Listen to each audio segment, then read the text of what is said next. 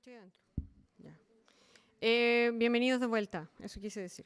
Es un placer enorme para mí presentar a nuestros dos expositores que vienen a continuación. Ellos son Mabel Urrutia Martínez y Cristian Rodrigo Ollanedel Beliz, ambos doctores y ambos profesores de esta universidad. La doctora Mabel Urrutia es profesora de castellano de formación de la Universidad del Biobío. Es además magíster y doctora en lingüística, psicolingüística en particular, de la Universidad de Concepción, y doctora en psicología también en neurociencia cognitiva de la Universidad de La Laguna en España, ¿ya? Su área de investigación es la neurociencia cognitiva y la educación, la comprensión del lenguaje a través de técnicas electrofisiológicas, exclusión social, motivación y emoción. Y el doctor Cristian Ollanedel es psicólogo de formación de la Universidad de La Serena, máster en investigación y avances en psicología de la salud, evaluación y tratamiento psicológico de la Universidad de Granada en España. Es doctor Europeus, PhD en psicología, mención internacional, trabajando en el Mind, Brain and Behavior Research Center de la Universidad de Granada en España. Es profesor asistente del Departamento de Psicología de la Universidad de Concepción y trabaja en Mindfulness y Percepción del Tiempo aquí en la universidad. Ambos son, como dije anteriormente, docentes de la facultad, uno de la doctora Mabel Urrutia de la Facultad de Educación y el doctor Cristian Ollanedel de la Facultad de Ciencias Sociales. Esta es una interesante interacción que vamos a tener hoy en día, porque vamos a poder ver tres puntos de vista distintos y vamos a discutir de una manera muy interesante y fructífera, espero yo. Entonces lo dejo con ambos expositores. Ellos van a presentar el tema Mindfulness y Percepción del Tiempo, aplicaciones clínicas. Muchas gracias. Un aplauso para ellos, por favor.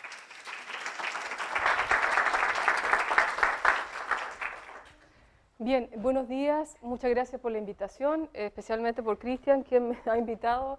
Me he colado un poco con él en esta área que él desarrolla suficientemente bien en la investigación. Mi aporte va a ser desde el punto de vista de la neurociencia. Mi formación es de neurociencia cognitiva, por lo tanto, por lo que más puedo explicar son procesos cognitivos asociados con el aprendizaje, ¿vale? En este caso, vamos a comenzar por algo muy básico, que es el concepto de mindfulness. ¿Qué se entiende por mindfulness?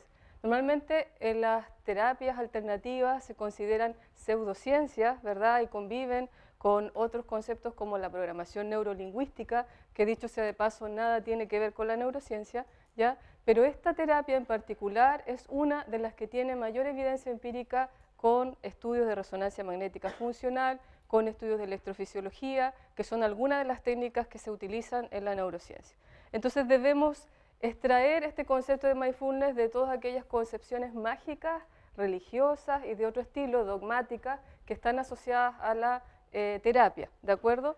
Porque en este caso el mindfulness se establece como una palabra que no tiene una correspondencia en el español, como la atención y conciencia plena, la presencia atenta y reflexiva, a través de ejercicios de respiración, donde nosotros vamos concentrando nuestra atención hacia la inspiración, la expiración, y ver cómo vamos soltando todos los juicios valorativos que tenemos acerca de las situaciones, tanto del pasado como del futuro. Si se fijan, nosotros en la vida diaria y sobre todo en una vida estresante como la de todos actualmente, estamos completamente rumiando, ¿verdad? Rumiando posibilidades. Por ejemplo, yo podría estar rumiando, si hubiera estado en mi oficina ahora, estaría corrigiendo los exámenes de mis alumnos que se fueron en toma 2 meses. Si hubiera, qué sé yo, tenido tiempo, ¿verdad? Habría preparado la clase que tengo después a las 5 de la tarde. ¿Se fijan? Es decir, normalmente uno está con la ayuda lingüística del contrafactual elaborando mundos hipotéticos paralelos al momento actual. Por lo tanto, la idea es que esta técnica nos ayuda a situarnos en el presente, en el aquí y ahora, y olvidarnos de todos esos quehaceres que entorpecen nuestro pensamiento y hacen que la percepción del tiempo sea mucho más corta, que es lo que va a explicar luego el profesor Ollanedel. Bueno, ¿cuáles son las funciones entonces que cumpliría en este caso el mindfulness? Primero, de autorregulación emocional, de autoconciencia y también atencional. Es decir, a medida que vamos practicando la técnica, vamos desarrollando mayor proceso cognitivo asociado a la atención selectiva y posteriormente sostenida, ¿ya? esta práctica debe ser sostenida en el tiempo, es decir, no es posible como buen chileno, ¿verdad?, que empezamos muy entusiastamente a practicar algo nuevo y después lo abandonamos y creemos que como ya aplicamos algunos días la técnica o la terapia, ya estamos listos para o tenemos desarrollada la atención. Se necesitan siempre, de acuerdo a los supuestos de plasticidad cerebral, a lo menos 3 meses, quizás 8 semanas, que es lo que dice la evidencia, para cambiar algo en nuestro cerebro, para cambiar algo en nuestra conducta. ¿De acuerdo? Entonces, la atención es una de las funciones que cumple al regular la atención. También la autorregulación emocional, es decir, nos hace estar un poco menos estresante a los estímulos aversivos. ¿Se fijan? Cuando uno está estresado, cualquier reacción del otro, si se pasa delante de nosotros, nos estresa, ¿verdad? Le echamos la bronca, qué sé yo, cosas de ese estilo. ¿Por qué? Porque estamos más atentos a los estímulos aversivos que a los estímulos positivos. Entonces, gracias a la terapia y gracias a esta técnica, podemos estar un poco menos no solo conscientes, sino menos atentos a aquellos procesos que son más negativos y estamos más, de alguna manera, predispuestos a recibir cambios de estado emocional positivo. Y por último, es la autoconciencia, es la conciencia plena del self, de quiénes somos nosotros realmente, de nuestra identidad. Algo que también es complejo, ¿no? Porque normalmente tenemos una idea de nosotros mismos, que nos hemos creado nosotros y a partir de lo que nos dicen nuestros amigos, nuestra pareja o nuestra familia, pero en este caso es como desprover de todo aquello que es de afuera y concentrarnos en lo que yo creo o la identidad que yo creo que tengo de mí mismo. ¿Quién soy yo? ¿De acuerdo?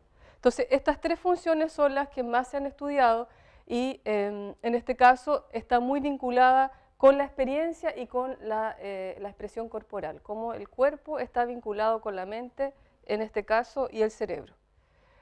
Entonces, en el caso de la regulación emocional, fundamentalmente ayuda a la interferencia emocional. Normalmente nosotros tenemos, como digo, constantes amenazas del medio ambiente, ¿ya? Y eso no significa que estemos en estado zen, me refiero que a veces pasa que nos pasan cosas negativas y no se trata de no tomarlas en cuenta, sino que a lo mejor atenderlas, pero volver a la línea base, es decir, en un estado normal de intervención, no estresado, no golpear al otro, no gritar al otro, sino que a lo mejor llamar la atención, decir por qué pasaste delante, pero no gritarle algo, ¿verdad? No con una reacción tan negativa. Y en este sentido reduce la ansiedad y aumenta los estados emocionales positivos. O sea, la ansiedad es muy importante en la autorregulación, en el aprendizaje fundamentalmente. Si nosotros estamos en un estado de ansiedad, es muy probable que nos quedemos en blanco, por ejemplo, ante una prueba, o que nos salga mal la exposición que tenemos planificada, etc. Por lo tanto, cumple una función importante en el aprendizaje fundamentalmente. Entonces, en términos neurales, lo que ocurre con la regulación emocional es que disminuye la activación de la amígdala. La amígdala, que obviamente ustedes que son de biología saben, no tengo que explicar, pero siempre hago el chiste, no son las amígdalas que tienen acá, ¿verdad? Porque siempre me dicen, profesora, a mí me estirparon la amígdala, entonces yo ahora tengo problemas emocionales. No, ¿ya? La amígdala entonces está en el centro del cerebro, es una zona cerebral que está relacionada con un decremento del arousal emocional. El arousal es estado de alerta. Nosotros cuando vemos la televisión, por ejemplo, estamos en un estado de arousal alto, ¿verdad? Porque las noticias normalmente son negativas y nos preparan para eso. Entonces la idea es autorregularla y bajar esa intensidad para provocar cambios en nuestro cerebro. Entonces, esto comienza principalmente en los novatos, en los practicantes novatos, y va aumentando a medida que van siendo expertos en mindfulness. Entonces, hay un concepto fundamental de la neurociencia que es la plasticidad cerebral, ¿verdad? Que son los cambios que realiza el cerebro a través del tiempo con podas sinápticas específicas a los 3, a los 10 y a los 15 años. Estos cambios son cambios estructurales y funcionales, o sea, van a la par.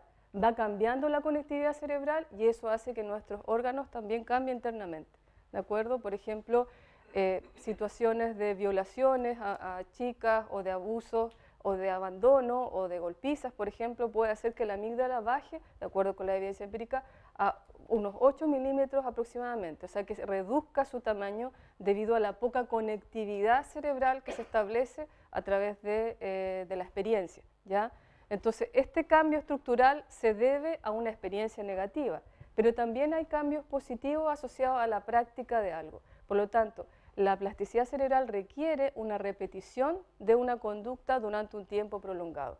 A lo que siempre le digo a mis estudiantes, tienen que estudiar al lo menos 2 semanas antes de un certamen si realmente creen que van a estudiar para el certamen, ¿ya? Porque el cerebro no es mágico, es decir, no tiene una capacidad, aunque nosotros la hagamos de alguna manera, la forcemos a desarrollar en poco tiempo y dice, ah, sí, me fue bien, pero bueno, no sé qué aprendió ese cerebro o esa mente o esa persona realmente durante un día, una noche antes del certamen, ¿ya? Entonces necesita un tiempo y ese tiempo ojalá sea 2 semanas aproximadamente. La evidencia según Howard Young plantea que 15 sesiones de 45 minutos puede cambiar algo en nuestro cerebro, ¿de acuerdo? Entonces, en relación particularmente con el mindfulness, hay cambios estructurales y funcionales gracias a la meditación. Entonces, en este caso cambia, por ejemplo, la estructura del cerebro al inducir ramificación dendrítica, algo que ustedes conocen más que yo. La sinaptogénesis, ¿verdad? La generación de nuevas sinapsis neuronales, que en términos concretos es lo que se entiende por plasticidad cerebral o aprendizaje en la neurociencia. Cómo aumenta la cantidad de sinapsis, por lo tanto las redes neuronales se conectan mejor entre sí, aumentan el volumen de los órganos cerebrales y eso hace que nuestro cerebro cambie estructuralmente. La mielinogénesis e incluso la neurogénesis adulta, es decir, podrían aparecer nuevas neuronas en la edad adulta, ¿de acuerdo? Además, es posible que la atención plena afecte positivamente la regulación autonómica, la actividad inmune, o sea, estamos mejor dispuestos a efectos externos, como por ejemplo el mal tiempo, la preservación neural, la restauración, e incluso también se inhibe la apoptosis, que es la muerte celular programada, ¿de acuerdo? Entonces, estas evidencias siempre hay que tomárselas con cautela, obviamente, sobre todo después de lo que han hablado durante la mañana, ¿no? Porque es un estado de investigación reciente, ¿ya? Necesita más réplicas para llegar a conclusiones finales. Esto es solamente un comienzo de algunas evidencias que plantean estos cambios, ¿ya? Pero insisto que hay que tomárselo con cautela, hay que establecer la diferencia entre mindfulness y otro tipo de técnicas, porque a veces se confunden, a veces todos saben mindfulness de repente, ¿verdad? Y tiene que ser practicada de manera sistemática, científica, con alguien que realmente sepa, como Cristian, ¿verdad?, este tipo de técnica. Entonces, los efectos que se han encontrado, de acuerdo con la evidencia, son que cambia la materia gris subcortical, la materia blanca, el tronco cerebral, el cerebelo, ¿verdad?, y que son efectivamente aquellos aspectos que tienen que ver con el aprendizaje a largo plazo, ya sobre todo el cerebelo, que cumple una función importante en esta área. Y hay algunas redes específicas, por ejemplo el caudado, que lo podemos ver aquí, que provoca un proceso atencional de inhibición de la información irrelevante. El caudado es el que está encargado de actualizar la información. Yo en mis investigaciones lo he encontrado mucho en el lenguaje, porque trabajo en el área del lenguaje, y se ve cómo las personas, cuando hay una oración que cambia de idea, se activa más el caudado. Por lo tanto, también cumple una función en inhibir aquello que no es relevante y que tiene que ver con la atención, si se fijan. O sea, la inhibición, que es una función ejecutiva de la información irrelevante, es fundamental para prestar atención solo a aquello que realmente interesa y obviar aquellos elementos que no son importantes en este momento, en el aquí y ahora, ¿de acuerdo? Entonces, en ese sentido cumple esa función. Luego, el córtex entorhinal o el parahipocampal, ¿ya?, que está en esta zona de aquí, controla la corriente mental de los pensamientos para dejar de pensar. Es como, de alguna manera, dejar de rumiar, ¿ya? Esta sensación que les decía al inicio de, y si ahora estuviera, no sé, en mi casa viendo tele, o si estuviera con las redes sociales, o qué va a pasar mañana cuando tenga que aprobar la asignatura, en fin, todo aquello que está ahí, de alguna manera lo suelta, porque también el mindfulness tiende a eso, a soltar aquellas preocupaciones que nos aquejan del día a día. Y por último, el córtex medial frontal, está por aquí, contribuye a aumentar la autoconciencia, es decir, bueno, este soy yo, esta es mi identidad, yo estoy aquí y este es mi problema ahora, o este es mi tema, o este es mi campo de acción en este momento, ¿de acuerdo?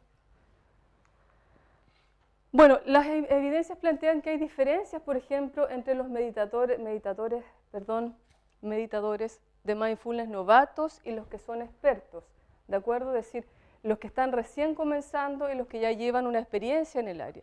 Entonces, en este sentido, por ejemplo, los que están comenzando la meditación tienden al monitoreo de conflictos y a la orientación, es decir, comienzan a desarrollar mejor la atención selectiva, que es cuando uno de todos los elementos que se presentan focaliza la atención solo en algunos aspectos. Digamos que esa es la primera fase de desarrollo del neural en relación con la atención, producto de la práctica del mindfulness.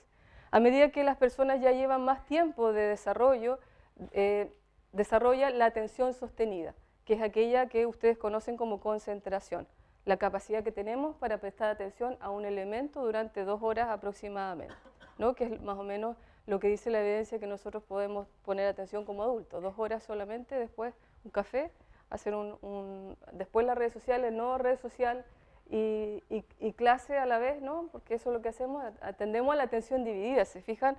Nosotros estamos desarrollando constantemente la atención dividida, pero la que está más vinculada al aprendizaje es la atención sostenida. Por ejemplo, para leer un texto yo necesito la atención sostenida, porque tengo que concentrarme en un largo periodo de tiempo para entender algo de lo que estoy leyendo, ¿verdad? O para actualizar esa información. Bien, entonces, en este sentido, las zonas que están más relacionadas con los meditadores que tienen experiencia en el mindfulness es la zona del córtex anterior cingulado y la zona del córtex frontoinsular, ¿de acuerdo? Ellos van aumentando en integridad de la sustancia blanca y también el área subcortical. Por lo tanto, va modificando el cerebro a nivel estructural. Bien, entonces, en cuanto a las emociones en particular, las áreas que están vinculadas, porque estábamos hablando de la atención, ¿cierto? Ahora pasamos a las emociones, es el córtex frontopolar, relacionado entonces con esta metaconciencia, es decir, esta idea de que ahora estoy pensando en esto, es como una especie de metacognición. Estoy reflexionando acerca de la reflexión que estoy haciendo ahora. No estoy pensando en lo que está extra, ¿de acuerdo? También el córtex sensorial y la ínsula, que están en el centro, aquí la pueden ver, la ínsula posterior, está en el centro del cerebro, están vinculadas a la conciencia corporal, es decir, cuál es mi volumen, cuál es mi estatura, porque si se fijan nosotros normalmente nos desapegamos de nuestro cuerpo, es decir, nuestro sistema cognitivo está pensando siempre en la mente, pero pocas veces tenemos contacto con el cuerpo. Y el cuerpo es fundamental en la meditación. Nosotros entramos en conciencia de nuestras manos, de nuestros pies. Es contrario a lo que nosotros podríamos creer. Estamos mucho más conectados con el cuerpo cuando meditamos que cuando no lo hacemos, ¿ya? El hipocampo, que está relacionado con la memoria, el cingulado anterior y el córtex orbitofrontal, que están asociados a la regulación emocional. Aquí está el córtex orbitofrontal, que es esta zona que ven acá. Bueno, el anterior cingulado, son zonas que reducen la sensación de dolor, por ejemplo, y están mediadas por el prefrontal dorsolateral, que está vinculado a la sensación de dolor. Por eso, por ejemplo, a lo mejor en este sentido somos un poco más compasivos, gracias a la meditación, porque podemos llegar a entender el dolor del otro sin tal vez sentirlo tan sensorialmente, ¿ya? Y por eso también podría ayudar en situaciones clínicas, por ejemplo, para sobrellevar una terapia, etc. Entonces, en este sentido, lo que hacemos es cambiar esos procesos que tenemos automatizados, que se llaman en cognición bottom-up, ¿verdad? Es decir, top-down a bottom-up. En este sentido, nosotros siempre estamos pensando desde arriba hacia abajo, estamos pensando en grandes ideas, ¿verdad? En grandes cosas, pero nos falta la conexión con el cuerpo, con lo que es sensorial. Y todas las teorías, incluso las teorías actuales del significado, hablan que nosotros tenemos un correlato neural corpóreo, es decir, que cuando nosotros, por ejemplo, leemos una palabra como boca, se activa también el área o solapamientos del área de la boca, ¿ya? Que no es solamente, digamos, abstracto, lingüístico, simbólico, como decía Chomsky, sino que tenemos un aspecto perceptual, sensorio-motor, que involucra el significado, ¿ya? En este sentido también el mindfulness lo que nos dice algo parecido, es decir, que nuestro cuerpo está involucrado en la cognición, no está separado de la cognición. Cuerpo sano, mente sana y al revés también, ¿no? Es decir, necesitamos las dos para poder tener conciencia de nosotros mismos.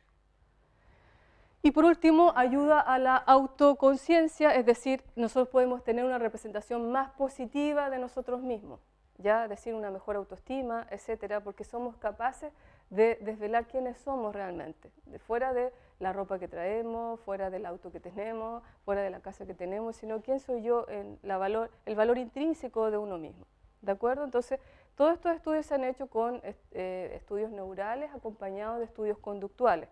Por ejemplo, los de atención están vinculados con flechas hacia arriba, hacia abajo, que yo tengo que marcar para ver la congruencia. En el caso de las emociones, imágenes o frases o palabras asociadas a las emociones positivas o negativas, o el strup emocional, por ejemplo, cuando te ponen una palabra negativa con un color positivo y viceversa.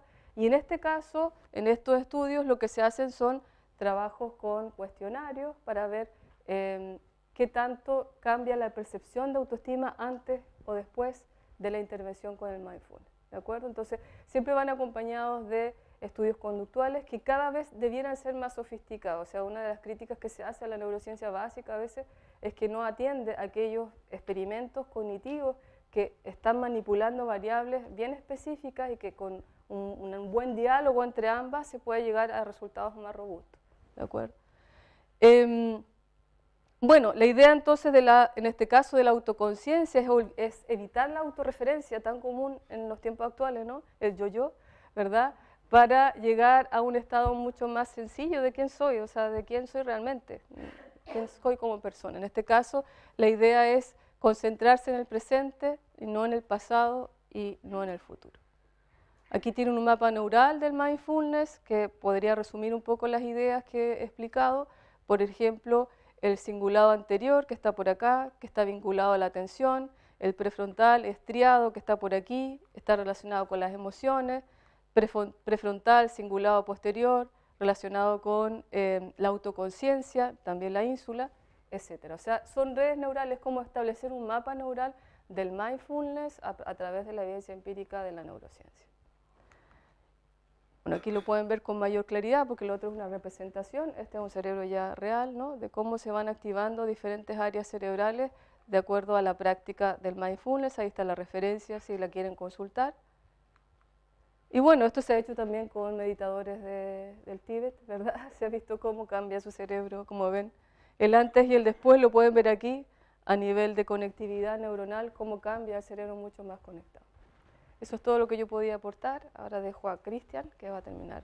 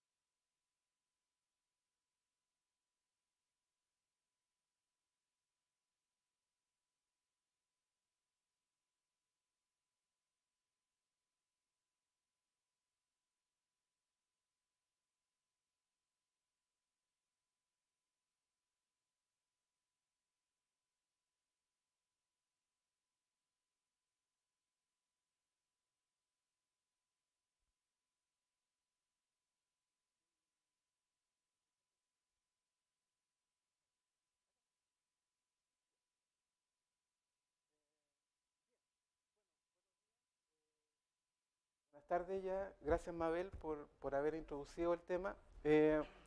Bueno, vamos a ver y a conversar acerca de dos aspectos muy importantes que son el mindfulness por un lado, pero también lo que es la percepción del tiempo, ¿ya? Ambos elementos son, podríamos decir, milenarios, ¿ya? La práctica del mindfulness, estamos hablando de más de 2500 años en términos de su evolución en la tradición budista, pero también hay muchas otras culturas que también realizan algún tipo de meditación, ¿ya?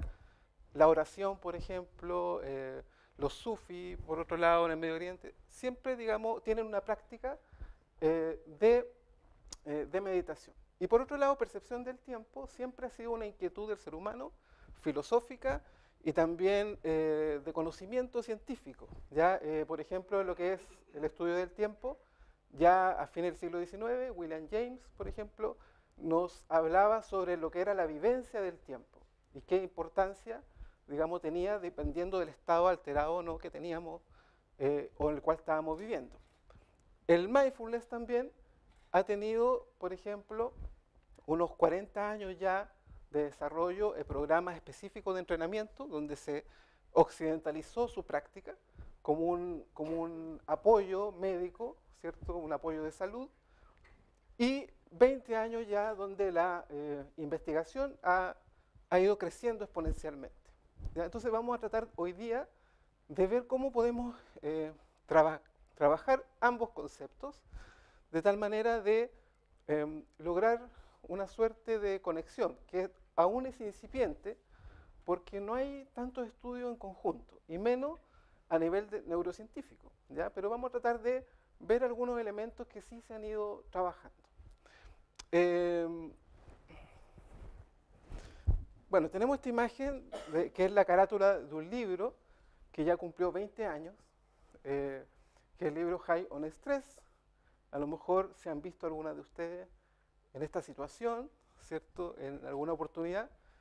Es bien patriarcal, sí, digamos, el dibujo.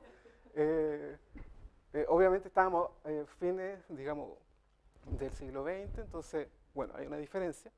Entonces, muchas veces las personas muestran esta falta de tiempo, ¿verdad? Dicen, el tiempo me falta, está ausente.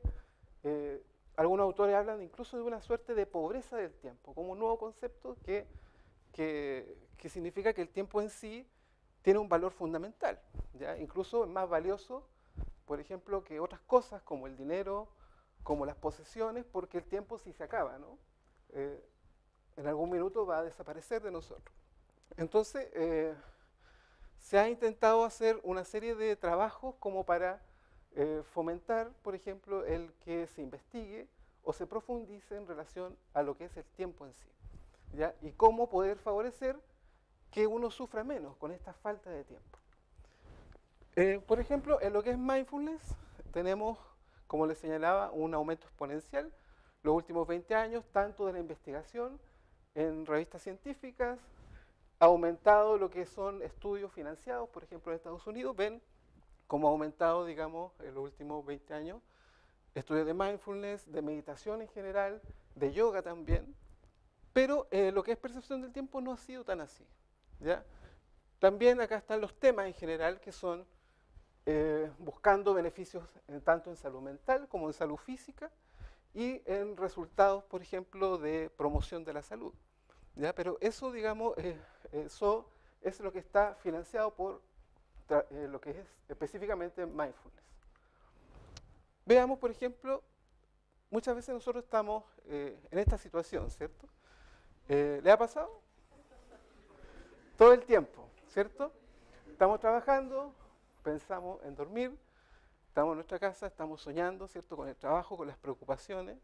¿Ya? Bueno, ¿qué cosa podemos hacer como para favorecer, digamos, una suerte de disfrute, ¿no? De gozo con lo que estamos viviendo?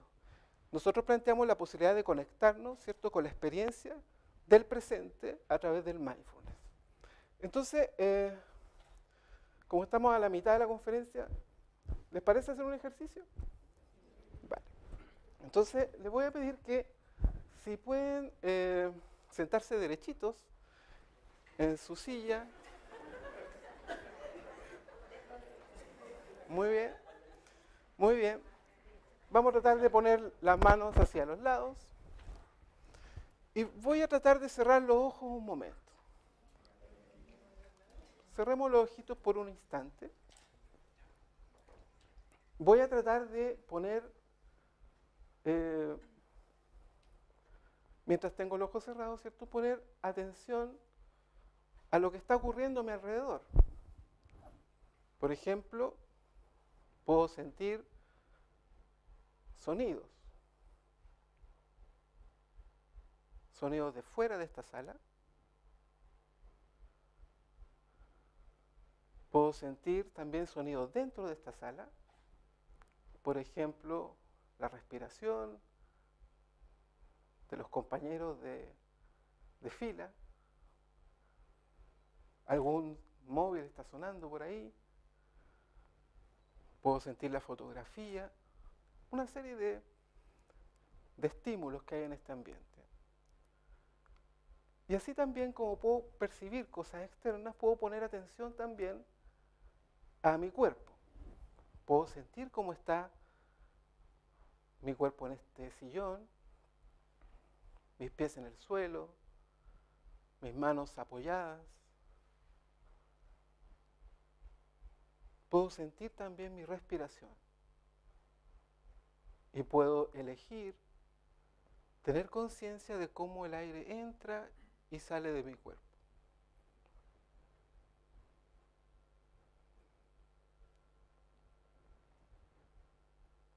Mientras respiro es probable que vengan muchas ideas, pensamientos a mi cabeza, comentarios de la mente. ¿Por qué estoy haciendo esto? Por ejemplo. Pero voy a tratar de observar esos pensamientos y enfocarme en la respiración.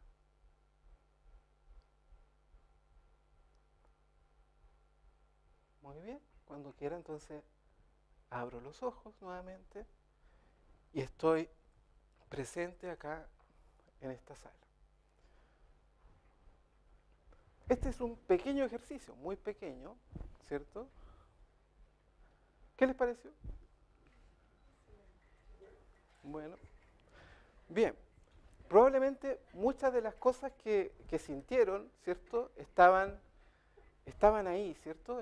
Mi cuerpo estaba aquí, sonidos estaban ahí afuera, ¿cierto? Pero habitualmente nuestra conciencia está en mil cosas, lo que nosotros llamamos, estamos en una suerte de piloto automático, ¿no?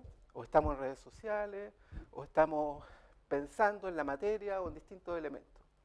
Pues bien, lo que tratamos de hacer nosotros a través del mindfulness es poder conectarnos con la experiencia, ¿ya? La práctica, obviamente, de este tipo de ejercicios, más largos por supuesto, y su aplicación en la vida cotidiana tiene efectos muy poderosos y que nosotros, digamos, hemos tratado de implementar para la salud de las personas. Por ejemplo, en lo que es propiamente el tiempo, ¿cierto? También en el cerebro se habla, digamos, de una suerte de reloj interno, ¿ya? Que sería el núcleo supraquiasmático, en el sentido que regula mucho de lo que son las funciones de los ciclos circadianos, ¿cierto? Por ejemplo, enzimas gástricas, ciclo sueño-vigilia, etcétera, etcétera. Más de 60 ciclos son regulados por este núcleo, ¿ya? Y que en el fondo está un poquito desfasado porque dura más que 24 horas, ¿ya? Su funcionamiento. Entonces necesita elementos externos, ¿cierto?, que le ayuden a sincronizarse. Por ejemplo, la luz del sol, ¿cierto?, o la luz en general sería una de las maneras de poner un poco a cero, ¿cierto?, este suerte de reloj. A la vez, algunos estudios muestran que también existiría una suerte de conciencia,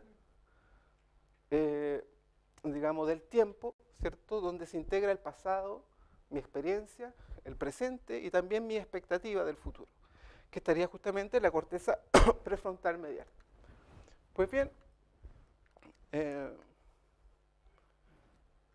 está meditando mi... Vamos a cambiarlo de aquí. Ah.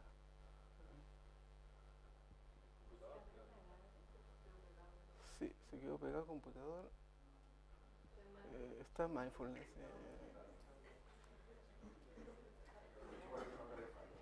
Ahí sí. A ver. Ahí sí. Ya. Entonces, como decíamos, las personas tienen la sensación de que el tiempo vuela, ¿cierto? ¿Le ha pasado eso? Este último mes, el tiempo, digamos, ha ido volando. He sentido probablemente que todo ha sido muy rápido, ¿cierto? Y la gente se queja mucho de eso, es como una suerte de estrés, ¿no? La vida se me pasa, es como que se aceleró a fondo, ¿cierto?, el reloj de la vida y va, digamos, aumentando su velocidad. Generalmente pasa sobre los 25 años, esa sensación de que el tiempo cada vez se acelera un poco más, ¿ya? No es para que nos deprimamos, pero en el fondo estamos buscando clientes y voluntarios. Pero en el fondo lo que queremos decir es que efectivamente esto se acelera, ¿ya? Y por lo tanto, ¿por qué? Bueno, hay algunas explicaciones, ¿cierto? Por ejemplo, existiría una estructura, ¿cierto?, en el neocórtex, que es, digamos, la parte más reciente, que se estructura en capas, por ejemplo, donde los niveles del 1 son 6 capas, ¿tengo entendido? Entonces del 1 al 2 está lo que se denomina representaciones invariantes, ¿ya? Vale decir, elementos que se almacenan ahí, que modelan nuestra expectativa, ¿cierto? Entonces, por lo tanto, si ocurre una experiencia o algo nuevo, absolutamente se tiende a categorizar en estas estructuras invariantes. Por lo tanto, sobre los 25 años nos hacemos más eficientes, somos más inteligentes, aprendemos más, pero tiene un costo, ¿cierto? Que efectivamente todo lo que observamos tiende a categorizarse y por lo tanto nos habituamos a la experiencia, ¿ya?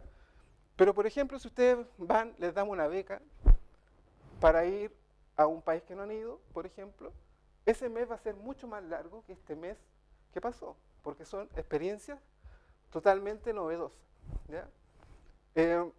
Ahora bien, lo que nosotros proponemos no es darle beca a todo el mundo, sino que al contrario, no se puede, no siempre podemos tener este mundo ideal, ¿cierto?, de viajar por el mundo, pero sí, en el fondo podemos tratar de modificar esa experiencia con el presente. ¿Se fijan? De esa manera, pareciera que el mindfulness tiene la facultad de desactivar estas representaciones, este choque final entre, digamos, las experiencias novedosas versus lo que estamos habituados, finalmente tiene una ganancia más positiva. Bueno, del mindfulness se habla, como bien dijo Mabel, de 3 componentes que su práctica, digamos, incluye algunas modificaciones que ayudan a tener estos beneficios positivos, ¿ya? Tenemos la regulación de la emoción, el control atencional o regulación de la atención, también se conoce así, y la autoconciencia, ¿ok? Entonces, veamos si es que existe alguna relación entre estas habilidades en estos 3 componentes y nuestra vivencia del tiempo. Bien, en lo que es regulación de la atención, efectivamente el poder se ha observado en algunos estudios, son pocos como les dije, que efectivamente si nos focalizamos en el presente a través de la meditación, tenemos la posibilidad de que nuestra capacidad de manejar los recursos atencionales mejore con el tiempo, ¿ok? También, digamos, se suele tener una percepción de enlentecimiento del tiempo, ¿ya? Como estamos focalizados, entrenados en focalizar la atención, lo más probable es que tengamos mayor disposición para ir captando distintas situaciones nuevas, ¿ya? Por ejemplo, bueno, yo soy del norte. ¿Conocen el norte? ¿Sí? Ahí, digamos, el desierto florido es muy conocido porque es algo que ocurre cuando hay mucha lluvia. En la parte desértica, digamos, en la tercera y cuarta región, surge un montón de flores, en fin. Entonces, es muy bonito y uno va, y es como algo absolutamente nuevo, ¿cierto? No son cualquier flores que uno está habituado a conocer, por lo tanto se recuerda mucho. Aunque también uno recuerda los tábanos que te persiguen, pero en el fondo igual recuerdas efectivamente, digamos, lo que tiene eso de novedad, porque estamos atendiendo a todos esos detalles, ¿ya?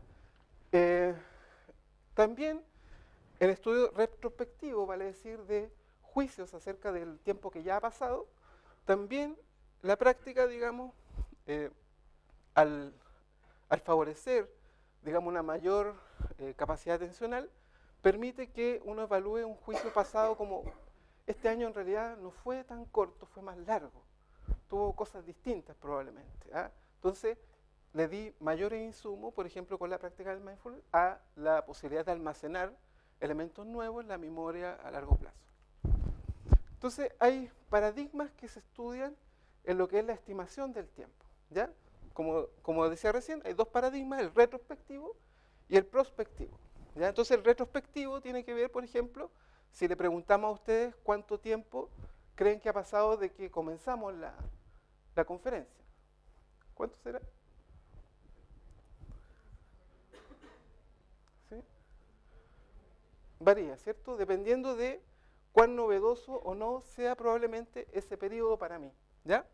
Y los estudios prospectivos son más bien de poder a contar de ciertas señales, que puede ser el laboratorio o fuera del laboratorio, sobre estimar un tiempo, por ejemplo, avíseme cuando a contar de ahora pasen 10 segundos, o pasen 20 segundos, o 1 minuto, por ejemplo. Entonces,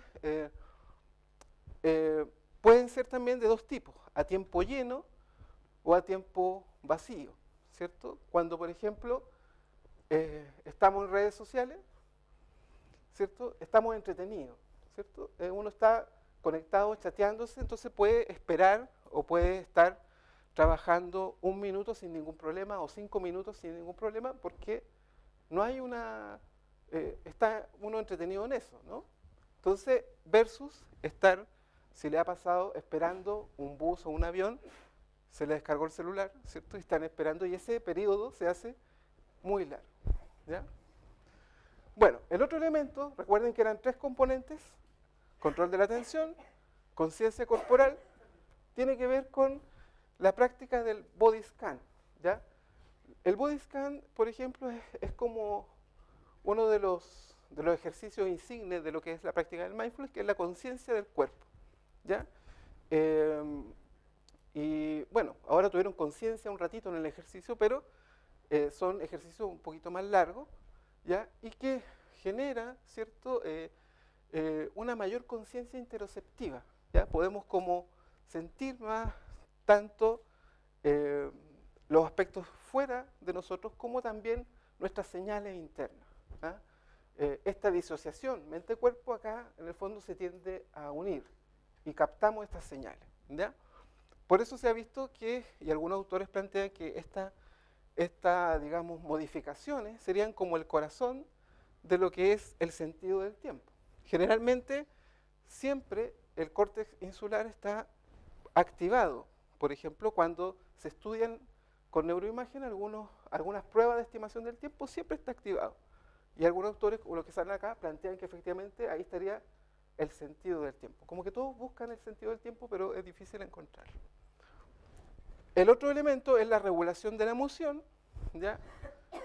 Que finalmente, más que luchar contra las emociones negativas, porque uno tiende a evitarlas, ¿no?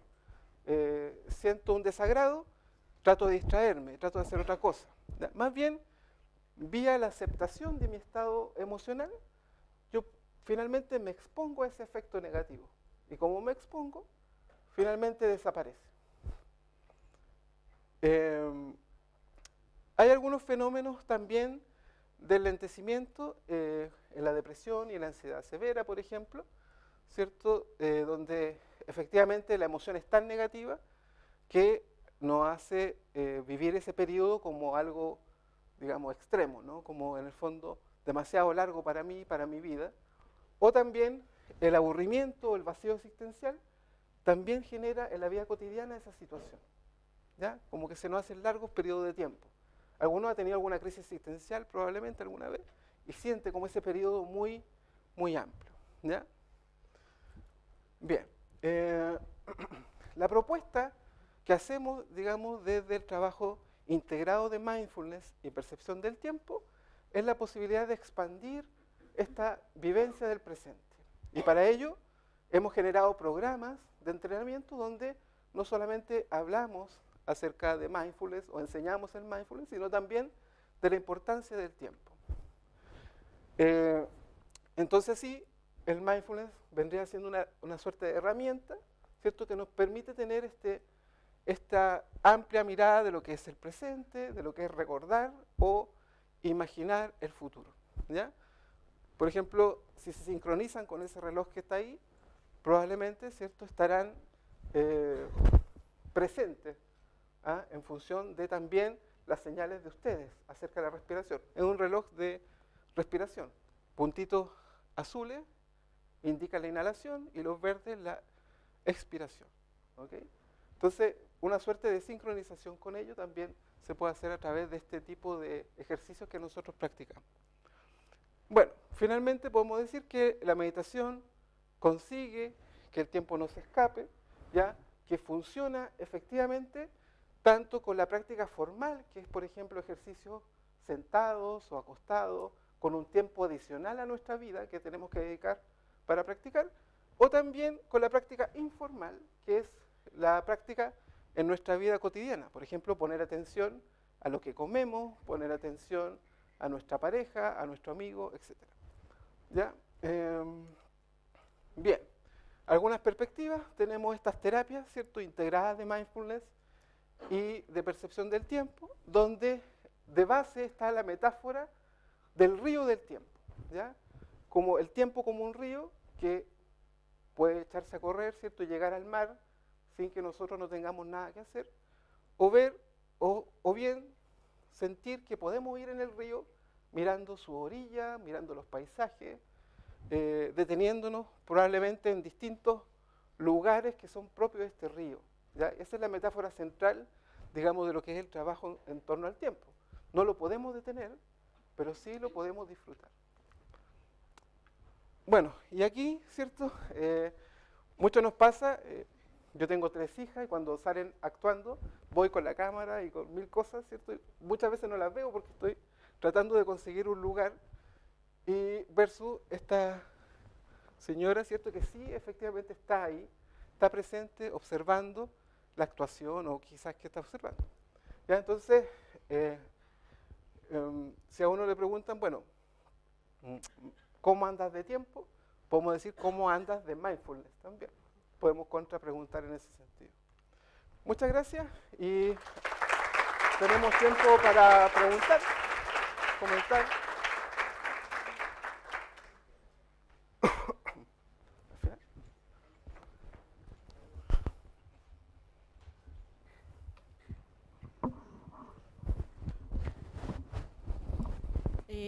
¿Hay tiempo para algunas preguntas? ¿Sí?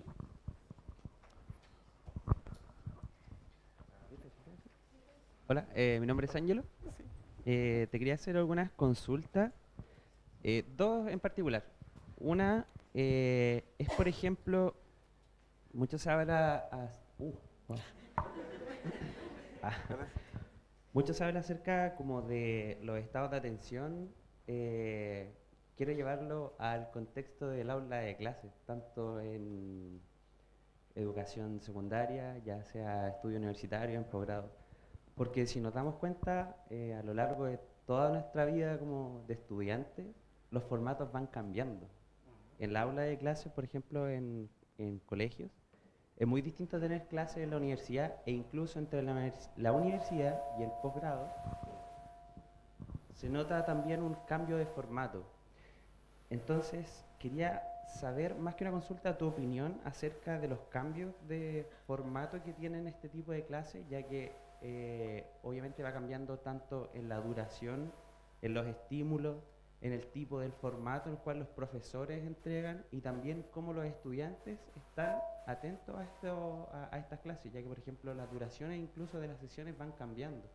Hoy en día estamos como estudiantes de posgrado más acostumbrados a clases más cortas, llenas de estímulos, en donde hay más una interacción, ¿cierto? ¿Y cuál es tu opinión acerca de quizás cómo mezclar esto, llevar un poco, cómo apoyarse a tener en cuenta estos estados como de atención, de quién también es como la responsabilidad, ya sea como de estudiante, como de estar siempre enfocado, o también del profesor, como de entregar estos estímulos para que el estudiante reciba la información de mejor forma? Okay. Bueno, me escucho fuerte. Agradezco tu pregunta y me gustó mucho porque justamente tenemos actualmente un Fondesit del cual yo soy co-investigador, y es un estudio sobre, digamos, la percepción, ¿cierto?, del tiempo escolar en profesores, ¿ya? Y en el fondo las teorías subjetivas que tiene en base a eso. Es un estudio cualitativo en el cual, como no hay mucho, queremos levantar ciertas, digamos, conclusiones al respecto, ¿ya? Es muy importante porque efectivamente buscando la información y ya teniendo algunas de las entrevistas que hemos hecho, efectivamente es crucial. Algunos elementos, por ejemplo, como la cantidad de alumnos, ¿ah? Que claro, posgrado efectivamente las clases tienden a ser más dinámicas, pero claro, somos poquitos, ¿no? Entonces hay una mayor interacción. Y muchas veces en números grandes, yo he tenido que hacer clases con 80 o usted a lo mejor más, algunos. Entonces, generalmente uno no tiene un contacto ni visual, digamos, con la mayoría de las personas, incluso no los conoce. Y pareciera que ahí se juega mucho, digamos, de lo que es la posibilidad de atender efectivamente y de aprender en ese contexto, ¿ya? En ese sentido, si, lo que hemos conversado con el equipo que estamos trabajando en eso es que, claro, pareciera que estas clases más pequeñas o prácticos, digamos, son como fundamentales, más que las clases teóricas, más largas y centradas muchas veces en el profesor. En cuanto al manejo también hemos visto que hay un tema de gestión del tiempo, ¿cierto? De que efectivamente es muy bueno como introducir pausas, ¿no? Quizá, claro, uno, supuestamente los estudios hablan de las 2 horas que tenemos disponibles, pero ¿para qué agotar todo lo que tenemos disponible? Porque hay otros estímulos entre medio, las redes sociales, etcétera. Entonces, hacer pausas que en el fondo permitan trabajar, por ejemplo, teóricamente unos 20 minutos y posteriormente poder trabajar en interacción profesor-alumno, en grupos y ese tipo de prácticas. Es lo que estamos viendo, está recién, pero me gustó mucho tu pregunta porque efectivamente es lo que queremos averiguar. Sí. Sí, otra pregunta por allá. Sin micrófono porque hubo problema. Como niño Ritalin, por así decirlo. Niño Ritalin. Para la tarde también tengo preguntas de eso. Efectos de la práctica de la meditación en niños catalogados de déficit atencional, molesto, inquieto, sáquenlo. ¿Hay cierta evidencia o cierta cuestión que fundamente alguna alternativa al empastillamiento de los chicos hoy en día? ¿Puedo hacer una acotación? Y también, aportando a la pregunta, ¿qué pasa con los niños en situación de discapacidad? Que también, teniendo en cuenta que tienen un daño orgánico, ¿es aplicable? ¿Hay un enfoque? Bueno, voy a contestar las dos en una respuesta, pero o sea, es importante el estudio efectivamente con los niños en distintos tipos de poblaciones, ¿ya? Efectivamente hay buena evidencia en déficit atencional e hiperactividad, ¿ya? Obviamente el formato es muy distinto a lo que vimos ahora o a lo que uno ve con adultos, sino que más bien nos centramos en juegos, por ejemplo, en poder juegos de conciencia así como de tocarse, ¿cierto? Por ejemplo, tócate las manos y uno hace otro gesto, entonces le genera esa interferencia que obliga a que se regule mejor, ¿cierto? De que se detenga antes de hacer una conducta. Entonces son más bien aspectos más lúdicos de la práctica del mindfulness. Y también ahí va asociado muchas veces a programas para padres para que ayuden en la regulación también conductual de estos niños. Entonces se trabaja muchas veces de la mano. Idealmente, y es lo que queremos hacer en una tesis doctoral, que es en el fondo evaluar tanto a los niños por un lado, a los padres también, y también la evaluación que tienen, por ejemplo, los maestros acerca de la interacción con estos niños, ¿ya? En cuanto a los niños que están con algún daño, ¿cierto?, orgánico, que tú dirías que habría que evaluar obviamente el grado de, por ejemplo, si es multidéficit, ¿no? Podría ser quizás complejo en términos, digamos, de trabajo directo con el cliente, ayudará también a lo que es la carga de ellos mismos como cuidador, si es que el déficit es muy grande, ¿cierto? Pero si hubiera una ventana, por ejemplo, de conexión con la experiencia, yo creo que es posible adaptar las prácticas de mindfulness. ¿Tú lo dices hacia alguna población en particular? ¿O? Que se pueda llegar a trabajar, que se puedan llegar a conectar en ciertas formas. Sí, o sea, si fuera, yo creo que, o sea, no he leído al respecto, pero yo creo que podría, porque en el fondo hay juegos que se realizan que no necesariamente tienen que, por ejemplo, si no pueden leer o escribir, no necesitan, sino que son de conexión corporal, de tocarse, de sentir campanitas, ¿cierto? De poder, por ejemplo, recibir un fruto y ver si hay alguna diferencia con este otro. ¿Ya? Cosas así como muy sencillas que tienen, digamos, un foco en la capacidad de aceptación. ¿Ah? No sé si hay resultados así como que tenga un efecto